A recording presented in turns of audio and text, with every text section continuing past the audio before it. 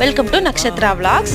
இன்னைக்கு மண்டேவோட mini vlog தான் பார்க்க போகிறோம். மண்டே அன்னைக்கு எங்கள் அம்மாவோட குலதெய்வம் கோயிலில் ஒரு பூஜை இருந்தது.